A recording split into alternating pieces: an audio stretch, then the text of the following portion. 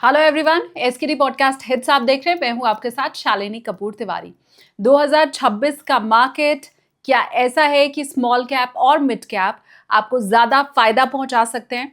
समझने के लिए पॉडकास्ट में हमने इनवाइट किया founder and CEO Fincart Tanveer Alam sir को।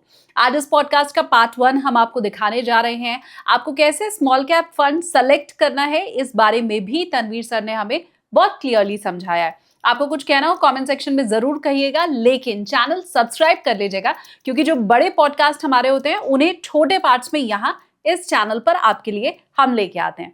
एंजॉय कीजिए पार्ट 1। तनवीर आलम सर, बहुत स्वागत है सर आपका। स्वागत। सबसे पहले मुझे आप ये बताइए कि मार्केट में क्या चल रहा है। हम ये देख रहे हैं कि वर्ल्ड मार्केट इतना हाई है, हम ये देख रहे हैं कि इतने युद्ध के बाद और इतने डेट में फंसे होने के बाद American market all time high दिखाई दे रहा है। फिर उसके बाद इंडियन मार्केट में ही क्या हो गया है, हम क्यों नहीं आगे बढ़ पा रहे?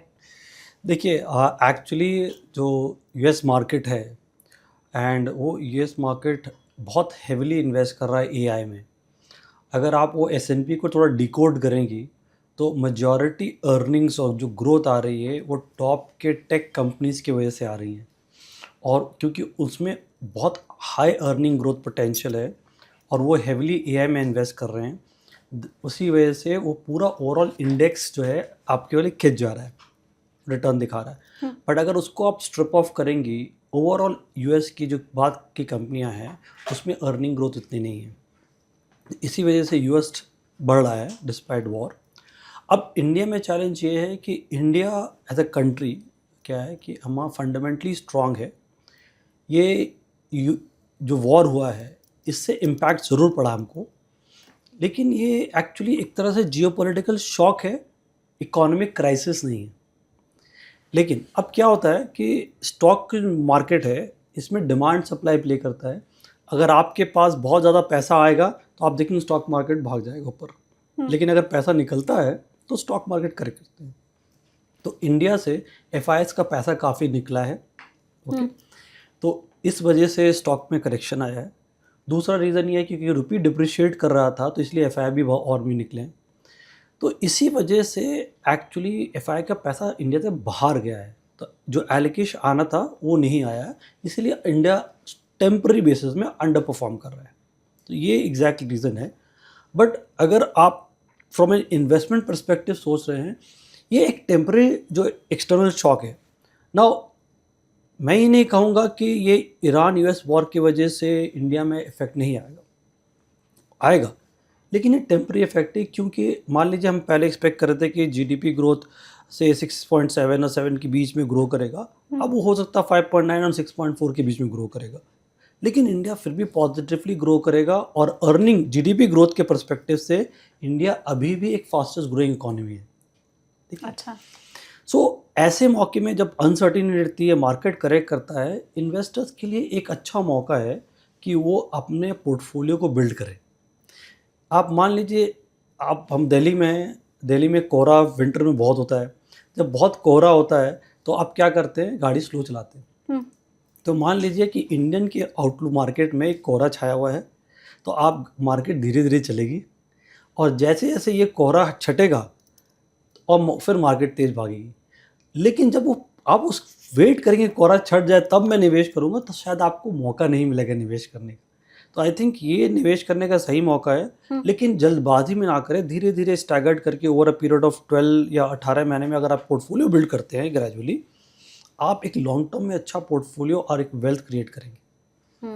कोहरे में ही एक्सीडेंट्स भी सबसे ज्यादा होते हैं। बिल्कुल। तो कहीं ऐसा तो नहीं कि अब अगर ये कोहरे का टाइम है और मैं इन्वेस्टमेंट अपना जारी रखूं तो मेरे पोर्टफोलियो का एक्सीडेंट हो जाए? बिल्कुल होगा। कैसे होगा? अगर आप अपने पोर्टफोलियो को ब्लाइंडली या कोई एक चेज करेंगे रिटर्न अग्रेसिवली, ओके, तब तो एक्सीडेंट हो गई। आपको बहुत सोच समझदारी से, अब जैसे मान लें आप कह रहे स्मॉल कैप में पैसा बनता है, स्मॉल कैप में देखिए एक टाइम था 20 से 24 तक, वो आप हर तरह के स्मॉल कैप कंपनी चलती थी। तो वो क्या होता है, एक फेज़ होता है जहाँ पर एक्सेस मनी अगर चेज करता है तो आपको गधे घोड़े सब चल जाते हैं, ठीक है। लेकिन उसके बाद एक फेज़ आता है करेक्शन का, कंसोलिडेशन का आता है। हाँ। तो ये फेज़ है जहाँ पर आपको अच्छे क्वालिटी कंपनी ही स्मॉल कैप की चलेगी, सब नहीं चलेंगे, एज अ सेक्टर नहीं चलेगा। ओके। तो आपको उस अच्छे कंपनी में बेट करना पड़ेगा जहाँ पर वो स्टॉक्स चलेंगी। That is exactly what will create wealth. लेकिन आपने अगर ये सोच के निवेश कर दे कि ये चीप स्टॉक है, मुझे खरीदना है, तो आपको एक्सीडेंट बिल्कुल होंगे। तो अब अगर मैं ये समझना चाहूँ कि कैसे हम सेलेक्ट करें उन स्मॉल कैप्स को, क्योंकि देखिए ये मेरे मुझे लगता है हर व्यूअर की परेशानी होगी कि अच्छे स्टॉक बहुत महंगे हो चुके हैं ऑलरेडी और उन्हें हर कोई अपने पोर्टफोलियो में शामिल कर पाए ये पॉसिबल होता नहीं है। तो फिर ऐसे में नज़र जाती है मिड कैप और स्मॉल कैप के ऊपर। फिर एक जुमला हम बड़ा सुनते हैं कि आज का लार्ज कैप कभी तो स्मॉल कैप था ही, बिल्कुल। तो आप आज ही फिर स्मॉल कैप में पैसा लगाएं। तो मैं अब अगर ये समझना चाहूँ कि मैं कैसे सेलेक्ट करूँ स्मॉल कैप और मिड कैप, तो उसका फंडा क्या है? देखिए, फर्स्ट ऑफ ऑल मैं ये नहीं कहूँगा कि ये ईजी है कि आप पहले आइडेंटिफाई करें कि ये लार्ज कैप बनने वाला है। It's a difficult process. Okay, आपसे बहुत लोग नहीं कहेंगे कि मैं माहिर हूँ और मैं बहुत ईज़िली आइडेंटिफ़ाई कर लेता हूँ, आंसर वो झूठ बोल रहे हैं। एक्चुअली बहुत मुश्किल से ही आपको स्मॉल कैप आइडेंटिफ़ाई होता है। बेसिकली क्या आपको देखना रहता है, एक कंपनी जो भी स्मॉल कैप है, कोई प्रॉब्लम सॉल्व कर रही है, लेकिन वो प्रॉब्लम जो सॉल्व कर रही है बहुत लार्ज है। देखिए, तो वो सॉल्व करके वो लार्ज बन सकती है। ठीक है, तो आई थिंक वो एक आपको एक नज़रिया है। सेकेंडली, अगर ये जो सॉल्व कर रही है, तो ये वाकई इसके रिटर्न ऑन कैपिटल एम्प्लॉयड या रिटर्न ऑन इक्विटी क्या है, अच्छा पैसा बना रही है या नहीं। बहुत सी कंपनी प्रॉफिट बनाती हैं, लेकिन कैश फ्लो नेगेटिव रहता है। ऑपरेटिंग कैश फ्लो बहुत इंपॉर्टेंट है। देखिए, धंधे में पैसा बनना चाहिए, कैश फ्लो कैसा है। फिर उसके बाद आता है कि भाई इन कंपनी में डेट कैसा है, लोन कितना है। देखिए, बहुत सी अधिक कंपनी जो आप नोटिस करेंगे, दो रीज़न से डूबती हैं। एक, बहुत ज़्यादा डेट ले लिया हो। दूसरा, अगर उसकी गवर्नेंस ख़राब है, उसका प्रमोटर चोर है। तो आपको ये बहुत इंपॉर्टेंट फैक्टर है। तो आप ये अर्निंग्स किस मार्केट का प्रॉब्लम सॉल्व कर रहा है, कितना बड़ा अपॉर्चुनिटी है। इसके बाद आते हैं भाई ये प्रोमोटर्स जो है, इसका कितना स्किन इन द गेम है, कितना स्टेक है। अगर उसका खुद का स्टेक बहुत ज़्यादा नहीं है, तो उसका इंटरेस्ट कभी भी ख़त्म हो सकता है। दूसरा, उसने कितना लोन लिवरेज लिया हुआ है। देखिए, तो वो बहुत इंपॉर्टेंट। बहुत ज़्यादा लोन कभी कभी क्या होता है, जब डाउन टाइम में कंपनी जाती है, तो आपका इंटरेस्ट बर्डन इतना बढ़ जाता है कि आप सर्वाइव नहीं कर पाते। तो ये बहुत। एंड लास्ट, सबसे इम्पॉर्टेंट है कि भाई इसकी गवर्नेंस ठीक है या नहीं। और उसको कैसे आप ट्रैक करेंगे, आप रिलेटेड पार्टी ट्रांजैक्शन ट्रैक कर सकते हैं, अचानक से ऑडिटर चेंज हो रहा है, ये सब ट्रैक कर सकते हैं कि भाई बहुत से इन्फॉर्मेशन है, या उस पर छोटे छोटे इन्फॉर्मेशन आपको मिलेंगे जो कि जहाँ पर लगेगा कि ये प्रोमोटर अपना पैसा इधर उधर कर रहा है। तो ये अगर इंटेंशन प्रोमोटर का ख़राब है, आपको चाहे कितना भी फाइनेंशियल अच्छा दिखे, आप उससे दूर रहिए, वरना वो राजेश एक्सपोर्ट्स जैसा कंपनी होगा। आपका ट्रस्ट अभी भी बना हुआ है स्मॉल कैप और मिड कैप के ऊपर? देखिए, small and mid cap long term में वेल्थ क्रिएट करते हैं, लेकिन शॉर्ट टर्म में ना वो आपका कहते हैं ना, आपका पेशेंस बहुत टेस्ट करेंगे। वो पेशेंस कैसे टेस्ट करेंगे कि वो बहुत वॉलेटाइल होगा, तो और वो वॉलेटिलिटी आपको झेलनी पड़ेगी।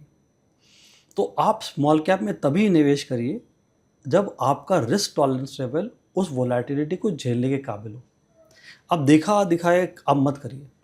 देखिए, वेल्थ ना आप नॉर्मल तरीके से भी बिल्ड कर सकते हैं, और आपके पास में अगर वो एक्सपर्टीज़ नहीं है, आपके पास टाइम नहीं है, और आपके पास वो एक्सेस टू इन्फॉर्मेशन या रिसर्च नहीं है, तो आप खुद ये जोखम नहीं उठा के आप एक स्मॉल कैप म्यूचुअल फंड के ज़रिए निवेश करिए। आप पैसा वहाँ भी बना सकते हैं, ऐसा नहीं है नहीं बनेगा। बहुत से स्टॉक्स हैं, बहुत से म्यूचुअल फंड है जहाँ की एनएवी 1000 रुपये के ऊपर हो गया, इसका मतलब वो 100 गुना हो गया। पेशेंट कैपिटल चाहिए आपको इस बिज़नेस में, और वो पेशेंट से वेल्थ बनेगा।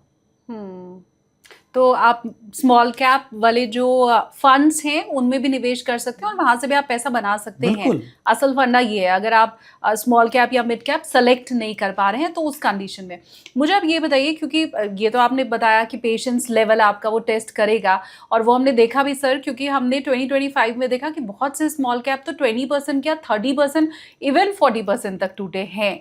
तो अब आगे के लिए भी क्या ये ऐसे ही टूटते हुए आपको दिखाई दे रहे हैं या फ्यूचर ब्राइट लग रहा है इनका? नहीं, देखिए, ये प्रिडिक्ट करना किसी के लिए बहुत डिफिकल्ट है कि मार्केट कहाँ और किस तरह टूटेगा। अब इस देखिए, स्मॉल कैप में भी बहुत से स्टॉक्स होंगे जो करेक्ट किए हैं, बहुत से कोई बड़ा है, ठीक है। सो इट्स अब ये मार्केट जब पैसे सप्लाई लिमिट हो जाता है ना, तब quality is the business that will grow. Quality business grow करेगा। क्वालिटी बिजनेस है, इसकी अर्निंग ग्रोथ इंटैक्ट है या नहीं, आने वाले 3 या 5 साल में क्या ये 3 गुना ग्रो कर सकता है। तो ये सब आंसर करने पड़ेंगे आपको, ना कि ये भाई ये कंपनी कितना टूटेगा कितना, बल्कि अगर अच्छी कंपनी करेक्ट हुई है, आपके पास अपॉर्चुनिटीज़ को इन्वेस्ट करने की, करेक्ट। सो आई थिंक आपको यहाँ अर्निंग ग्रोथ देखना चाहिए। मेरे हिसाब से बहुत से क्वालिटी कंपनीज़ हैं जिसकी अर्निंग ग्रोथ इंटैक्ट रहेंगी। तो अगर वो लगता है कि 15% के 12-15% ग्रो करेंगी, तो आई थिंक वैसे कंपनी में आप निवेश करिए, पेशेंटली वेट करिए, let allow time to multiply. लेकिन ऐसे कंपनीज आपको सेलेक्टिव मिलेंगे। लेकिन जैसे आपने एक बहुत इंपॉर्टेंट बात कहा है कि अगर एक कंपनी क्वालिटी है तो उसकी नज़र सब पे है। हो सकता है आपको वैल्यूएशन ना मिले, तो पेशेंटली आप धीरे धीरे उसमें, जैसे नॉर्मल म्यूचुअल फंड में आप एसआईपी करते हैं, आप इसमें भी आप एसआईपी के ज़रिए थोड़ा थोड़ा निवेश करते रहिए, ताकि ऊपर नीचे जब प्राइस हो तो आपको उसका एडवांटेज मिले और आप धीरे धीरे पोर्टफोलियो बिल्ड करें।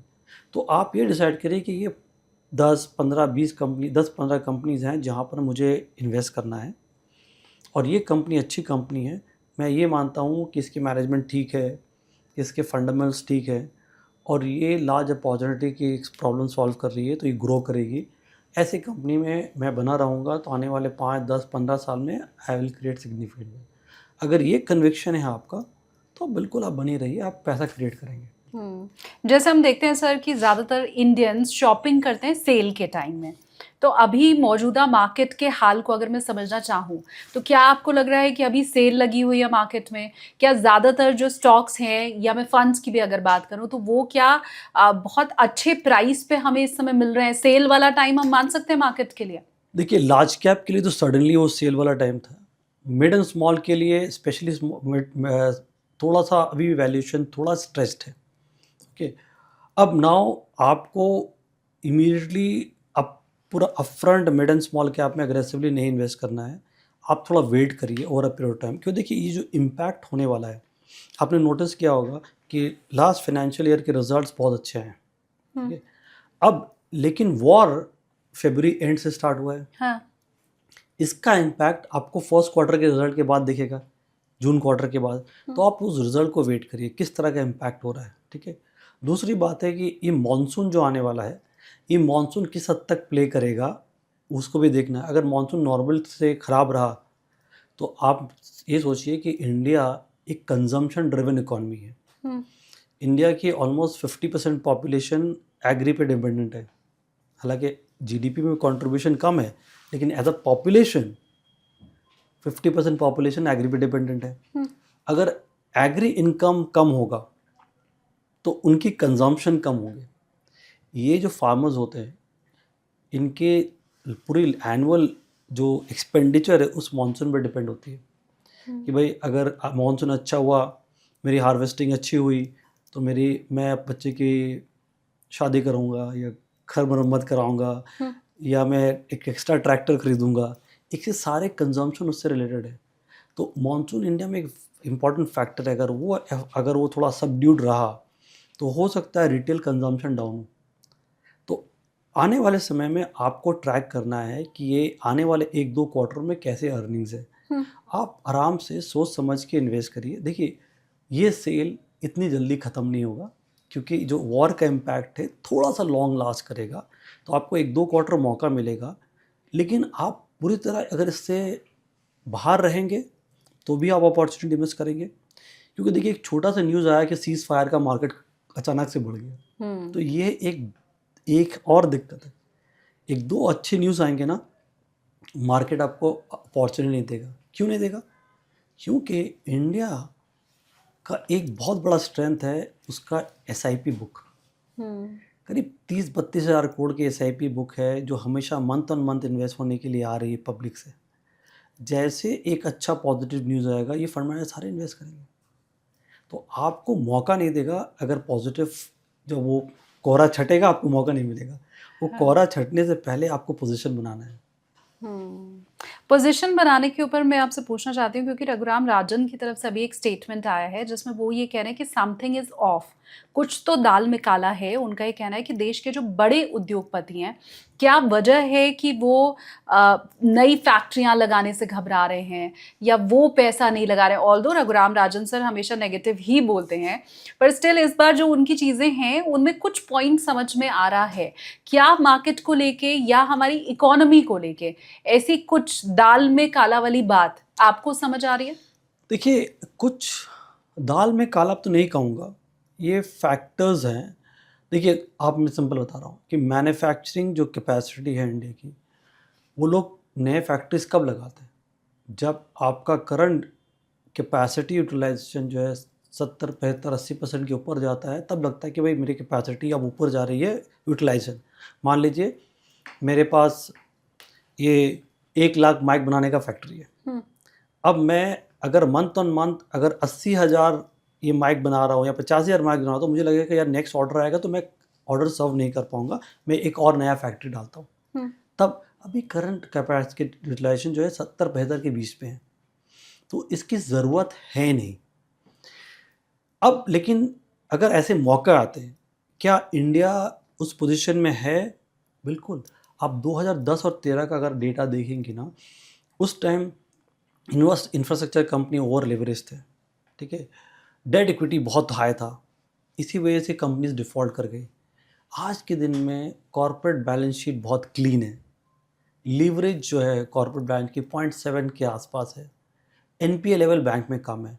तो मेरे हिसाब से दाल में काले वाले बात नहीं है, बट लेकिन कुछ और जो इंडिकेटर्स हैं जो वरीसम हो सकते हैं, is the unemployment youth, those data, those pay are point where you can have to worry about that. लेकिन ओवरऑल स्ट्रक्चरली इंडिया, मेरे हिसाब से इंडिया स्ट्रक्चरली जो बहुत बेटर सिचुएशन में, जो आई थिंक 2010 और 13 में थे हम लोग, मुझे नहीं लगता कि उसमें बहुत दाल में कुछ काला है। बट क्या ये स्लो डाउन आ सकती है? ये स्लो डाउन थोड़ा सा प्रॉब्लम हो सकता है, बट लेकिन स्ट्रक्चरली क्या हम रिवर्स गियर में जाएंगे या जीडीपी डिग्रो करेगा? मेरा आंसर तो नहीं है। आई थिंक स्ट्रक्चरली हम ग्रो करेंगे यहाँ से। आपने मुझे स्मॉल कैप और मिड कैप क्या देख के खरीदना है या कंपनी सिलेक्शन कैसे हो वो तो बता दिया।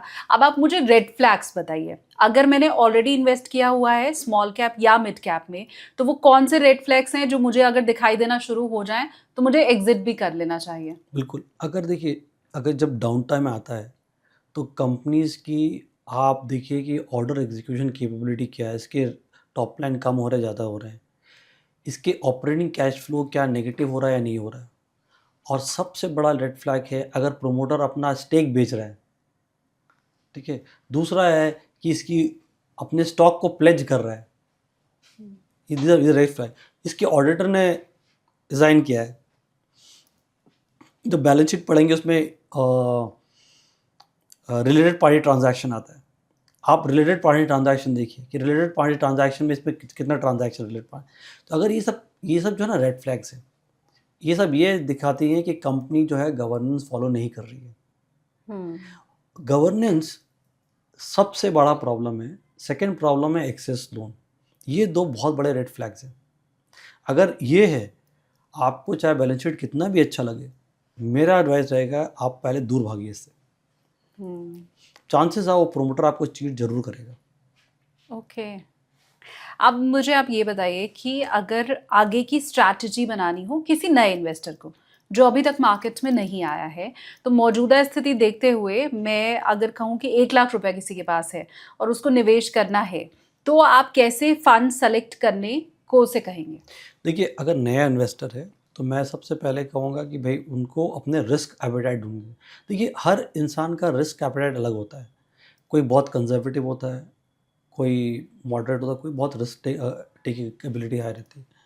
अब क्योंकि अगर मैं अपने पर्सपेक्टिव से कहूँ, क्योंकि मैं इतने साल मार्केट में हूँ, 30 साल हो गए हैं मुझे, तो मेरी रिस्क टेकिंग एबिलिटी ऑटोमेटिकली है, बिकॉज मैंने मार्केट का उतार चढ़ाव आज से 95 से देखा हुआ है कि 95, 99, 2000 देखा है, 2003 का लो पीक बॉटम देखा है, फिर 2007-8 का पीक देखा है, 2008 सब प्राइम क्राइसिस है, फिर उसके बाद 2010 से 2013 जो मार्केट साइड ख़राब किया है, उसके बाद आई थिंक ये सब देखने के बाद ना आपको लगता है कि हाँ, मार्केट किस हिसाब से वर्क करती है और कैसे रिटर्न बनेगा, तो आप थोड़ा सा पेशेंट हो जाते हो, आप मैच्योर हो जाते हो कि you don't react to market. और मार्केट में आप रिएक्ट नहीं करेंगे ना, तो आप पैसा बना लेंगे। मार्केट में सबसे बड़ा प्रॉब्लम नहीं है, मार्केट डिस्ट्रॉय कभी नहीं करता पैसा, ह्यूमन बिहेवियर डिस्ट्रॉय करता है। क्योंकि आप गलत टाइम में या तो इन्वेस्ट करते हो पीक में, जब लगता है FOMO, fear of missing out, कि लगता है कि भाई सब दिन पैसा बना रहे मैं ही नहीं बना रहा हूँ, तो अधिकतर लोग पीक में इन्वेस्ट करते हैं। और एग्जैक्टली ऑपोजिट नीचे में, तो मार्केट लगता है कि भाई नीचे में आपको इन्वेस्ट करना चाहिए, तो फिर लोग क्या करते हैं, लोग कहते हैं यार तो डूम्सडे आ रहा है, सब स्टॉक गिर रहा है, भाई लिख लो, जो भी बचा बचा लो। I think this behaviour creates more problem. Now coming back to asset allocation, देखिए अगर आप रिस्क टेकिंग मान लो मीडियम भी है, तो आपका core part of the portfolio ना पहले लार्ज कैप से बनना चाहिए। आपको पैसे में स्टेबिलिटी चाहिए, ठीक है, उसके बाद आप मिड एंड स्मॉल कैप में टैक्टिकली एलोकेट करिए। द रीज़न है कि आपको अपने पोर्टफोलियो में, ये मैं सिर्फ इक्विटी के बता रहा हूँ, मैं overall debt asset allocation debt gold नहीं बता रहा हूँ, इक्विटी के बता रहा हूँ। आप ओवरऑल एसेट एलोकेशन बिल्कुल करिए, क्योंकि डेट इक्विटी एंड गोल्ड डाल के आप एसेट एलोकेशन करेंगे तो इससे बहुत फ़ायदा है, और वो आपके ब्रेन का डिसीजन मेकिंग एबिलिटी ले लेता है। उसको मैं आपको फ्रेमवर्क में I will come back to later on, beautiful framework है वो, because why SIP is successful India, I can tell you that also. Coming to this, तो आप लार्ज कैप का पोर्टफोलियो स्टेबिलिटी के लिए रहेगी, कुड बी 50-60 अगर आपके रिस्क प्रोफाइल है। मिड कैप आप 30 सकते हैं, स्मॉल कैप 20% रख सकते हैं, तो एक अच्छा स्ट्रक्चर हो गया, तो आपको लगेगा कि ये will give you a good return also over long term period and will not keep the volatility in check. अधिकतर लोग ना वोलेटिलिटी से घबरा के एग्जिट करते हैं गलत टाइम में, आई थिंक वो चेक में रखेगा। तो this should be a good framework for your equity portfolio. Alright. और आप अगर आपको थोड़ा और एग्रेसिव वाले बंदे हैं, तो भाई आप एक काम कर सकते हैं कि लार्ज कैप में कम कर लिया, मिड कैप में थोड़ा रख लिया, स्मॉल कैप के अलावा भी आप माइक्रो कैप कम रख सकते हैं। भाई बहुत छोटी कंपनी है, I have found some opportunity through known, जान पहचान के जरिए। कुछ लोग अनलिस्टेड इक्विटी में कर रहे हैं, जैसे नेशनल स्टॉक एक्सचेंज में लोग इन्वेस्ट करते हैं, तो पोर्टफोलियो आप कैसे भी क्रिएट कर सकते हैं। अब national stock exchange unlisted company है, बट लेकिन ये तो largest stock exchange in the world almost, तो अपॉर्चुनिटी उसमें बन सकता है। इसी तरह आप अपना इक्विटी पोर्टफोलियो क्रिएट कर सकते हैं। बहुत अग्रेसिव इन्वेस्टर भी अगर है, तो आप मैक्सिमम कितना बोलते हैं स्मॉल कैप और मिड कैप के लिए? अगर मान लो मैं अपने आप को अग्रेसिव समझता हूँ, मेरा एलोकेशन स्मॉल कैप में कभी भी 30% के ऊपर नहीं है। मैं कहता हूँ अगर आप बहुत भी अग्रेसिव हो ना, 25 से 40% के ऊपर नहीं जाना चाहिए स्मॉल कैप में।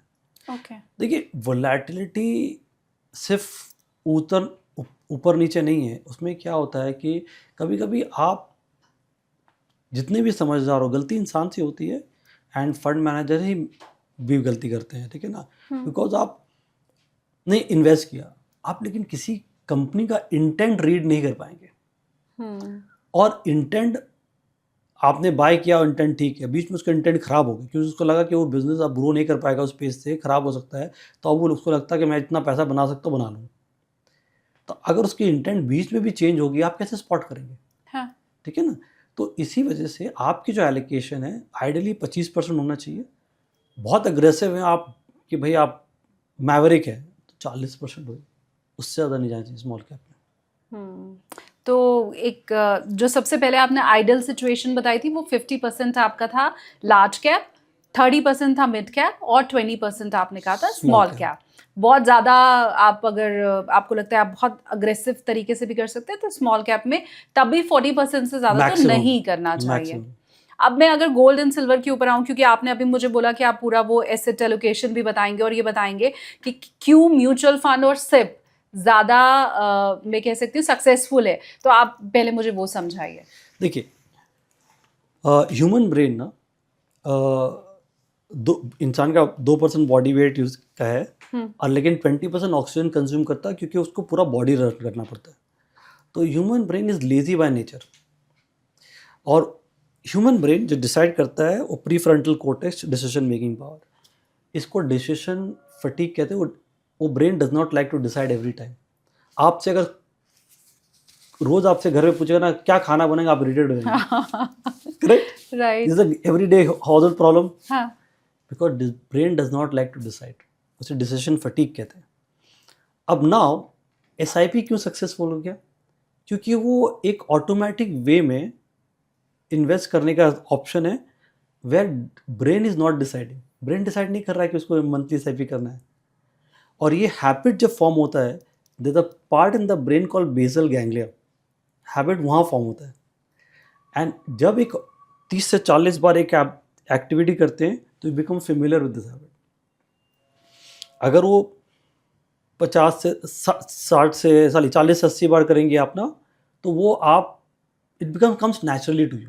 कोई भी स्किल, आप podcast will come very naturally to you, it become your identity. Any time you do 100, it becomes your identity. So when it becomes your identity, आपको रात को उठा के भी कोई बोलेगा ना पॉडकास्ट करने, you'll fire the question like a expert, right? Right. तो ये है, that is how habits gets formed in your basal ganglia. So that is why SIP has become very successful way of investing in India, because it takes away the decision making ability. Brain doesn't have to decide. So अभी जो मैं आपको asset allocation की framework बताऊंगा, if you follow that, ये इससे अच्छा वे नहीं है पैसा मैनेज करने का, because it takes away your power of decision, और you work the asset allocation based on maths. तो सबसे बड़ा root cause of wealth destruction is not market fall. देखिए, market over a long term period तो grow ही करता रहा है। हाँ। 100 से सेंसेक्स स्टार्ट किया, 85-86 गया, नीचे आया, वापस जा रहा ऊपर, राइट? और ऊपर जाएगा ये। हाँ। लेकिन लोग ने इतना वेल्थ क्रिएट किया? द आंसर इज नो, क्योंकि बिहेवियरल मिस्टेक करते हैं। तो ये जो एसेट एलोकेशन का फ्रेमवर्क मैं कहना चाह रहा हूँ, वो आपको वो बिहेवियरल मिस्टेक करने से अवॉइड करेगा ना। हर इंसान का अपना एक रिस्क है, कंजर्वेटिव, मॉडरेट एंड अग्रेसिव। हाँ। मान लीजिए मैं एक अग्रेसिव बंदे के लिए डिसाइड कर रहा हूँ, मैं डिसाइड करता हूँ कि 65 से 60-70% सपोज उसकी इक्विटी होना चाहिए, ओके। 20% वो डेट रखे, 10% गोल्ड रखा, 70-20-10 सिंप्लिसिटी से के लिए। नाउ आपने इन्वेस्ट किया इस मार्केट में। नाउ 1 साल के बाद मार्केट सपोज अज्यूम कि डेट और गोल्ड वही है, सिर्फ इक्विटी मार्केट 20% बढ़ गया, तो 70 का 20% 14 होता है। तो आपका इक्विटी हो गया 84 रुपया, 20 रुपया और 10 रुपया, तो टोटल पोर्टफोलियो वैल्यू हो गई आपकी 114 रुपये हो गया, right?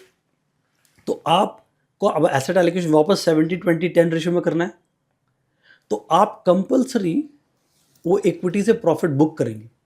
Now imagine, peak market में जनरली लोग प्रॉफिट बुक नहीं करते हैं, निवेश करते हैं। हाँ। तो लेकिन आपका ये फ्रेमवर्क बता रहा है आपको प्रॉफिट बुक करना है, तो आप कंपल्सरी प्रॉफिट बुक करके डेट में आ जाएंगे।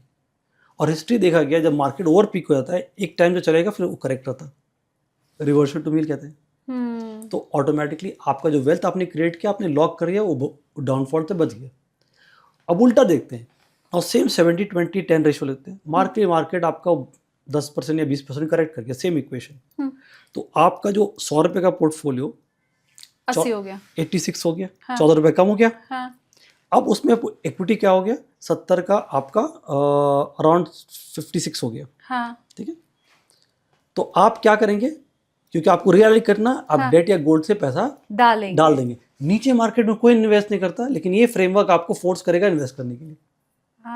राइट। सो बिहेवियरली जो वॉरेन बफेट और गुरु कहते हैं, B greedy when the market is fearful and B fearful when the market is greedy, ये प्रिंसिपल आप ऑटोमेटिकली उस पर लागू कर रहे हैं।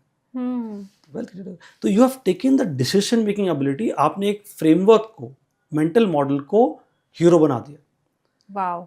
ये मेंटल मॉडल आपके लिए वेल्थ क्रिएट करेगा, तो उम्मीद करती हूँ पॉडकास्ट आपको जरूर पसंद आया होगा और चैनल भी आपने सब्सक्राइब कर लिया होगा। नीचे आपको एक छोटा सा बेल आइकन दिखाई दे रहा होगा, उस पर आप क्लिक कर लीजिए ताकि जैसे ही अगला कोई भी अपडेट चैनल पर हो आप तक नोटिफिकेशन पहुंच जाए।